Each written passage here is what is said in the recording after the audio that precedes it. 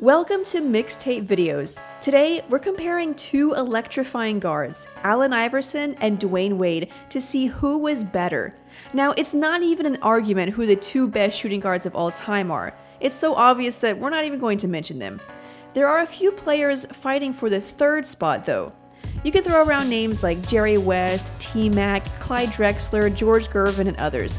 All of them are great, but probably the ones who are really contending for that spot are Allen Iverson and Dwyane Wade. They both have played 14 seasons at this point, so there's no better time to compare them head to head. As always, we'll use 4 categories to determine the winner of the matchup: physical gifts, offense, defense, and finally, achievements and accolades. Let's get started. Physical gifts.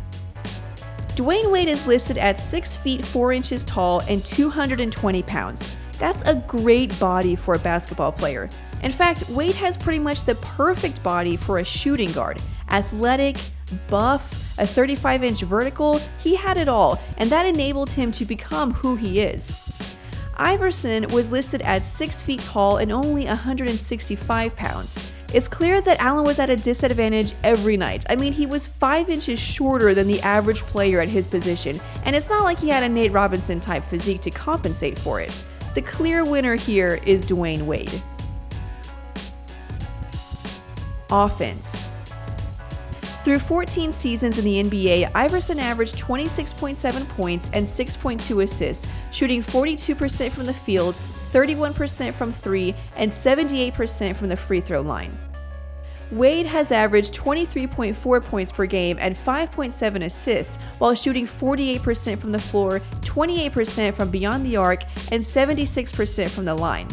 In advanced stats, Dwyane has 74 offensive win shares compared to Iverson's 60.9. Wade also has a slightly higher offensive rating, but not enough to make a difference. So far, it's a tie, so let's see how they both did in their best individual seasons. During the 2001 campaign, the answer led the league in points with 31.1 per game, while shooting a fairly low field goal percentage at 42%. Wade, in his best season, which was in 2008-2009, also led the league in points per game with 30.2 and shot 7 percentage points better than Iverson in that year, when he also won MVP. We all know that Iverson had one of, if not the best crossover moves of all time. But at the end of the day, if it doesn't translate to productivity or wins, it doesn't matter that much. Honestly, this is so close that we're just gonna call it a tie. Defense. This one is surprisingly not that tough. Allen Iverson, despite leading the NBA in steals for 3 straight years, never got onto an all-defensive team. Wade, on the other hand, got himself onto the second team 3 times. Iverson is the perfect example that having a lot of steals isn't necessarily the same as good defense. His defensive box plus minus was never positive, and his defensive rating is 106 points allowed per 100 possessions, which is just as bad as James Harden. Now Wade, who is also pretty good at stealing the ball, is known for being one of the best shot blockers at his position of all time. At 6'4", Dwyane Wade has averaged at least 1 block per game in 6 different seasons. That's more seasons than all-time great forwards LeBron James, Larry Bird, and Dominique Wilkins combined.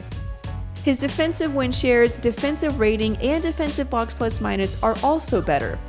Let's just stop right here and proclaim Wade the winner. Achievements and accolades. We've mentioned a few of these already. Allen Iverson was Rookie of the Year in 1997, MVP in 2001, an 11-time All-Star in his 14-year career, is one of 23 players to score 60 or more points in a single game, was part of 7 All-NBA teams, and we could go on. But, obviously, no NBA championship. Dwyane Wade has been a member of 12 All-Star and 8 All-NBA teams. He also has 1 scoring title, 3 rings on his hand, but only 1 Finals MVP trophy. The big but here is the lack of MVP trophies, but a lot of people argue that he should have won in the 2008-2009 season. Instead, LeBron James won his first MVP that year, but looking at their individual numbers side by side, they have basically the same stat line. but that's more of a what if. The point is that he doesn't have an MVP like Iverson does. This is as close as it gets, but the edge ultimately goes to Wade because of the 3 banners hanging in American Airlines Arena that wouldn't be there if it wasn't for him. So with a score of 4-1, the winner is Dwyane Wade. They're both all-time greats, but when you break it down, Wade is clearly a better overall player.